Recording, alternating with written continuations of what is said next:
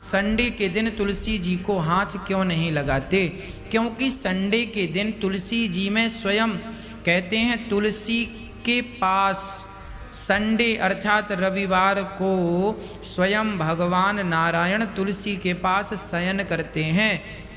तुलसी के पास भगवान नारायण आते हैं और उस समय जब भगवान आते हैं तो तुलसी उनकी सेवा में निमग्न रहती हैं, तुलसी भगवान की सेवा में रहती हैं। और जब वो अपने पति की अर्थात ईश्वर की सेवा में हैं तो आप उन्हें तोड़कर उन्हें डिस्टर्ब ना करें, इसलिए संडे को तुलसी नहीं तोड़ी जाती।